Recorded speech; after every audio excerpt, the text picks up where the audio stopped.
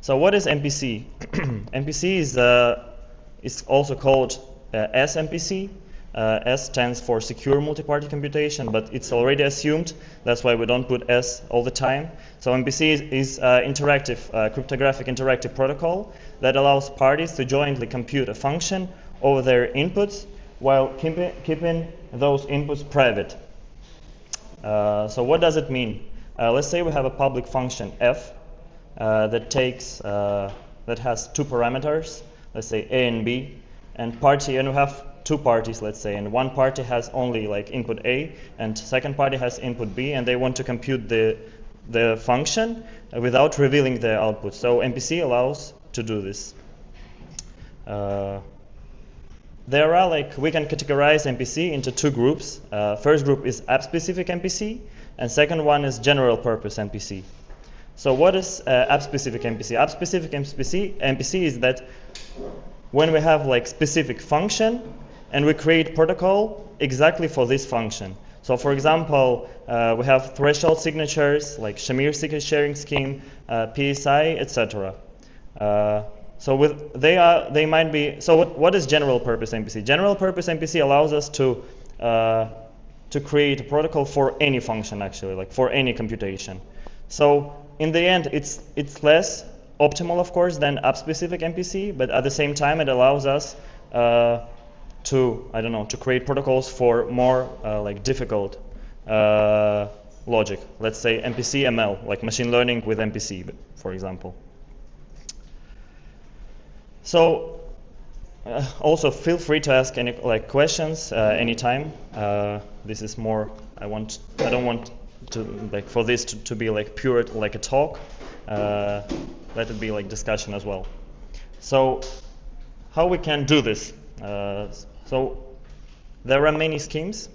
Actually two of them mostly used. First one is secret sharing, and other one is garbled circuits. To create general purpose MPCs. I'm going to explain a bit these schemes. So first scheme is secret sharing.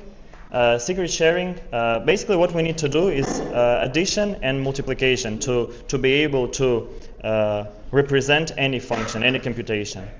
And additive secret sharing is easy, actually. Let's say we want to compute a plus b, and let's say the result will be c. So Alice holds. So we have two parties. First party is Alice, second party is Bob. And let's say Alice has only A, input A, and Bob has input B. So what do we need to do? Alice splits A randomly into two parts, two shares.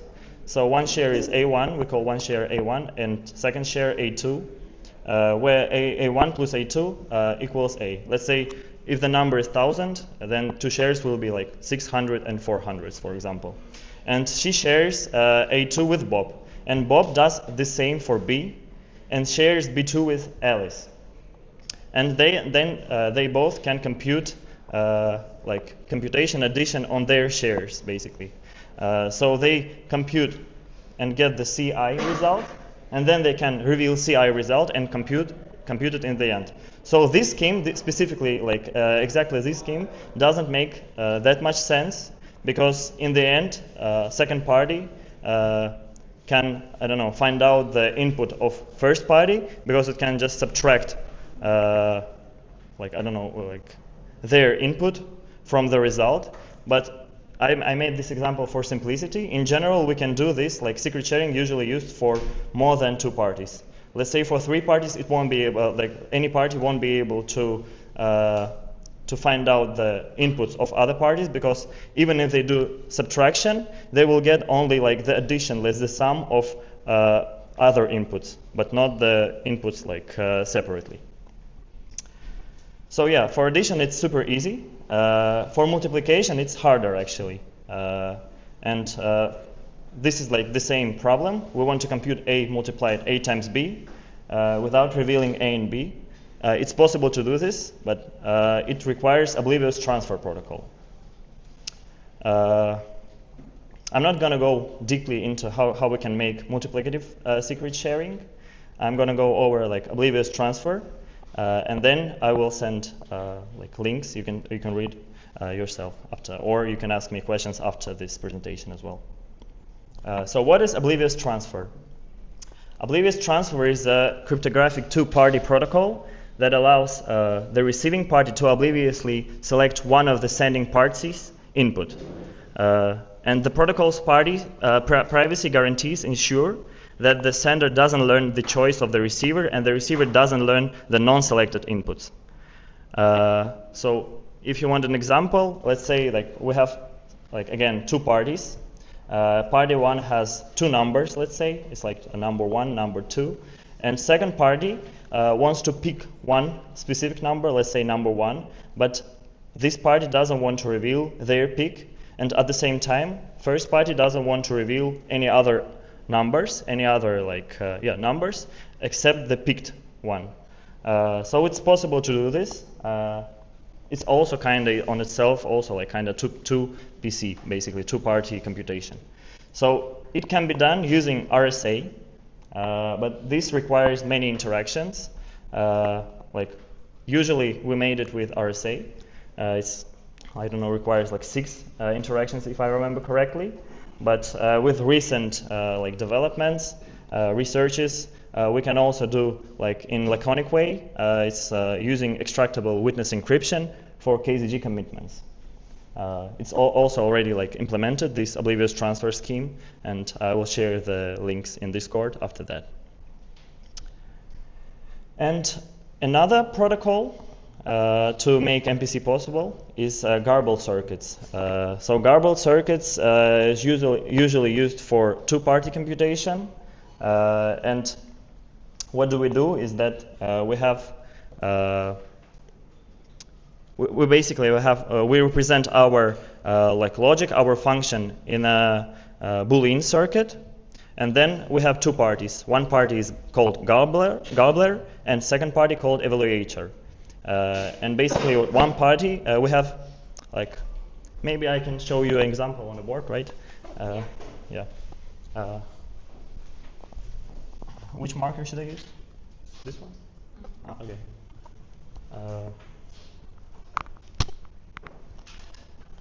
Yeah, let's say we have two inputs, A and B, and we want to calculate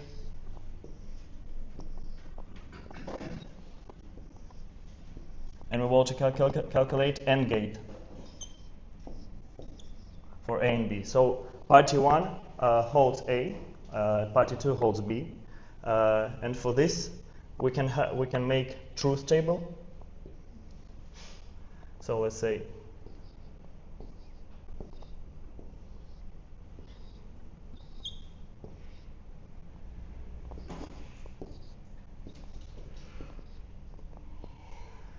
and we can so basically let's call first party gobbler and second party evaluator. So what do we do is gobbler will encrypt all these inputs, all these outputs as well. Basically it will create specific labels for all the inputs, and then it will share this garbled circuit with evaluator, and also a gobbler will send his input in encrypted way. When he shares his input in encrypted way, second party won't be able to recognize the plain text, plain input, because it's encrypted. And at the same time, using oblivious transfer, it can ask the gobbler to send his picked input as well. So he will be able to get, the evaluator will be able to get two inputs basically in encrypted way, and we also have outputs in encrypted way. So we'll be able to find out what is the output in encrypted way basically. That's it. And then we will send this output to gobbler again, and it will decrypt. He will decrypt the final result. So we still have privacy preserved because no parties learn anything from each other inputs, and we get the result.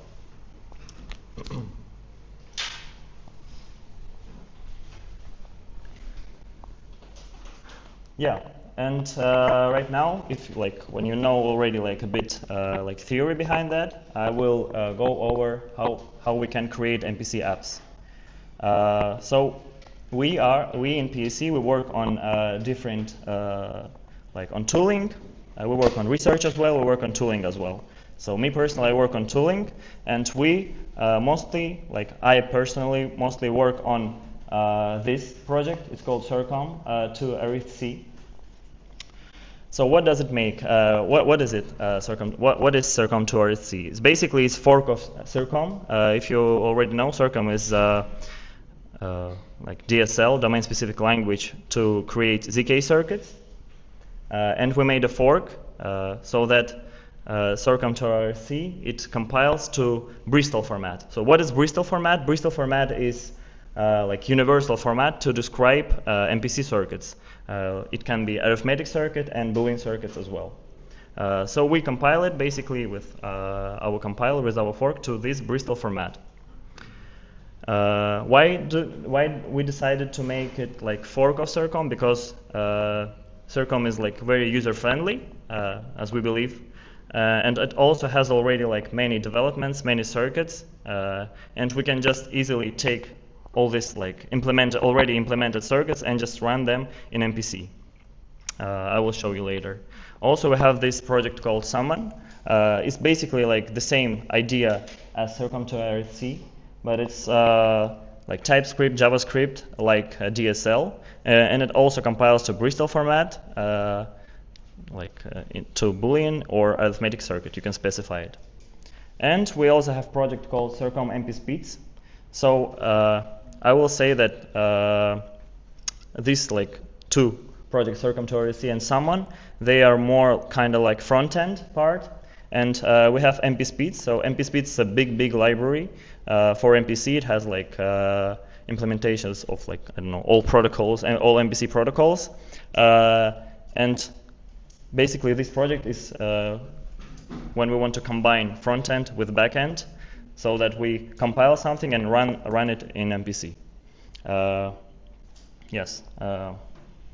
That's it for presentation itself, and I will quickly show you how we can make it, how to write Circom programs, MPC programs, MPC apps.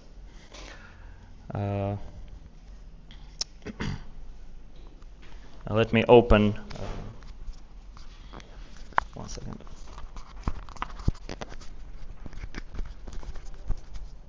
Let me open the compiler.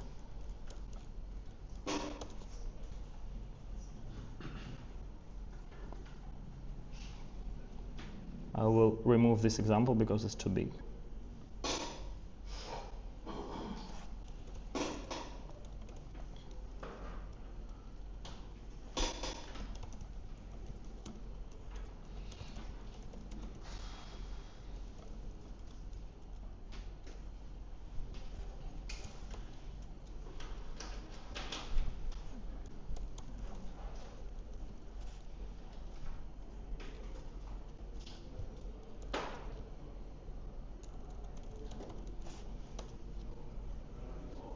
Yeah, so we compiled this circuit, and now we can check the output. So this is the Bristol format I was talking about. So I'm not going to go like fully, but like first line, for example, it means how many gates we have, this parameter, and how many wires we have. So as you can see, we have 3 wires, wire A, wire B, and wire C, and we have 1 gate. It's addition gate. We can have this, we can make multiplication. Yeah. And this is specifies like how many inputs we have, input wires, and this is like number of outputs. So here, how we describe gates is basically we have 2 inputs, 1 output. So wire with ID 1, wire with ID 0, and it will write to the output with ID to the wire with ID 2, and we have multiplication gate basically. Yeah, so that's how compiler works, and now we can try to run like something with MP Speeds as well. So let me go to. I'm gonna close this.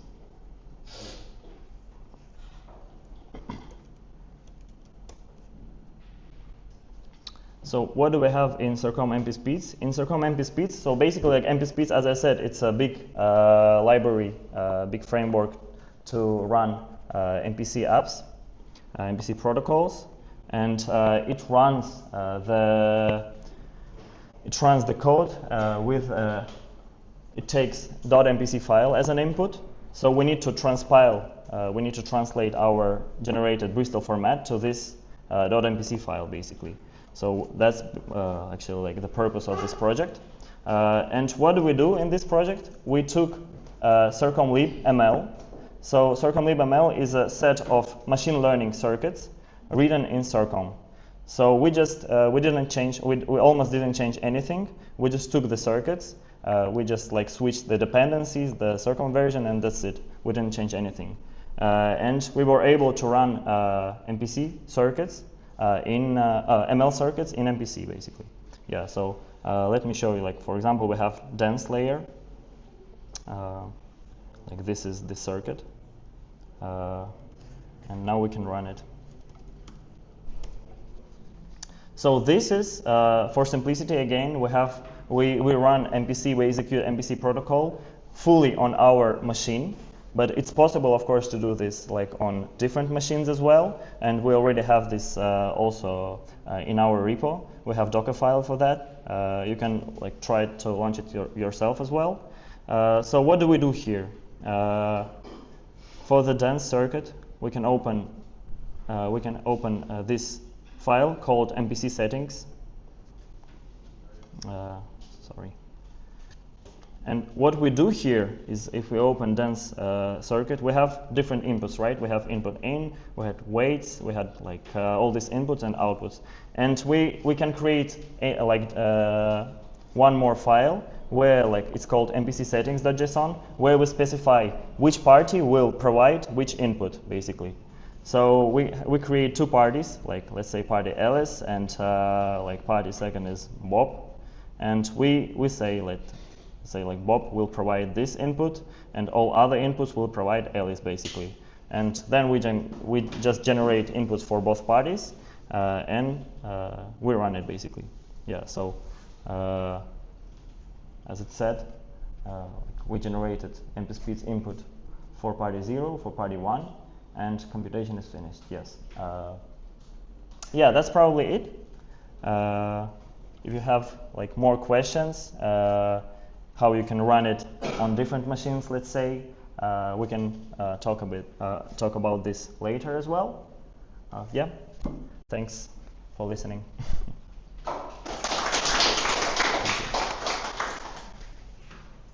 Do you have any questions right now? Can you share your slide deck? Yes, 1 second. No, I don't have like any links here. It's just like link to Discord of PSC. But you can also actually ask, like you can join and you can ask questions there, because we have channel for MPC, yes. You can ask there. You didn't say a single word about verification. It's all about privacy preserve. And how about MPC in the head? Do you work on that? No, I personally don't work on that. We more focused on privacy, like for ML, let's say. We're more focused on privacy preserving machine learning, not verifiable machine learning. Yes, yeah, but yeah, I think it's possible, but I don't work personally on this. MPC was researched generally for MPC, but yes. Mm-hmm. Haven't heard anybody working on ML doing it. I think some of the teams probably working on this because we have like teams working on, I don't know, it's not like specifically MPC, but like they work on collapse snarks and all the things. Yes. It doesn't combine well with MPC. MPC in the head is much faster. Yeah, probably, yeah. How about performance overall? So we have benchmarks here as well. I can show you. It's hard to compare because we don't know, like, you mean performance, like if compare with what? Relatively to what? Yes, do you need for evidence? Relatively to what? Relatively to just launching it on your machine?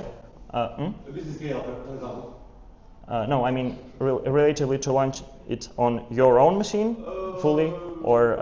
For example, I have a model I have to run in scale. It doesn't matter which one. No, it's actually it's much bigger. Actually, in general, it's fast. Also, like many people can say it's better to run it in FHE, let's say, not in MPC. But the thing is that there are always like this, how to say, like discussion because when we have low bandwidth, when we have big bandwidth, it might be like FHE might be a better option, and but we have benchmarks. So how did we benchmark it? We basically, like as I said, we have this Docker file to run it like on remote machines, but we made an imitation basically to run it on different machine. Basically, we added bandwidth. We added some like we limited some latency as well. So for different circuits, we have like let's say 3 options: fast LAN, basic LAN, and one. What are the values? Seconds. Seconds. Yeah. Seconds to run. Yeah. But So right now. 0.69 to run Relo. Okay. Yeah, I mean it depends also like on the number of. Also, we have these scaling parameters. How to say how. Yes. Bound cost, so it makes sense. But Yeah. okay, so The bigger the scaling parameter, the like slower it will be. Yeah. So it's here also we can. How realistic is running in some even small model like Yeah, we're trying to benchmark it right now actually because all of these circuits are synthetic. They doesn't make like any sense on their own. 10 GB network is still in seconds. Yes. So But it. one layer takes a second, and we have like 40 of them, and Yeah. Of course. Yeah. So it will be a few hours. Yeah, maybe, but we don't know yet. But we're expecting this result like ours probably as well on real world model. Yeah. So as I said, like these circuits doesn't make like any sense on their own, and right now we're working on real world model. Actually, the thing is that we have this project called Keras to Circom. This project basically allows us to have Keras model and like compile it to Circom circuit, and we're trying to just like implement some circuit, some model in Keras, and then compile it to our like Bristol format and run it with MPSpeeds. But the thing is, actually, I want to interrupt. Sorry, but the thing is that it's possible to optimize compiler. It's possible to optimize the I don't know, Bristol format generation, and it's also possible to optimize the transpiler from Bristol format to .MPC, like for MPSpeeds format. Yes. So it's not. It's. To optimize like tenfold. Yeah. So this is like kinda right now is more like of proof of concept stage actually, not production ready, of course. And we have also this file called accuracy, and accuracy shows how accurate the computation with MPC in MPC are compared to just running it like in Keras itself, let's say. Yes. So yeah, that's it. Can you share your whole talk like as a PDF in the or? Like this presentation, you mean? Yes, of course. I will share in Discord. Yep. Have you considered other MPC models before choosing speeds? Yes, actually. We were doing this. What do you mean, like by MPC models? To just using other frameworks, you mean? Yeah. Sorry. What's that? So I think in my current understanding, there is like this honest majority and honest majority, and then. Oh yeah. You mean one is faster, one is slower? Yeah. We are like right now we are running this with in like semi-honest model of how to say like security, but like we're mostly like focusing on semi-honest. But I think we tried in the past like other ones as well. I mean you can easily switch as well like in MPSpeeds like framework. Yes. I mean, did I answer? Yeah. Yep. Okay. Yep. Okay, thank you guys.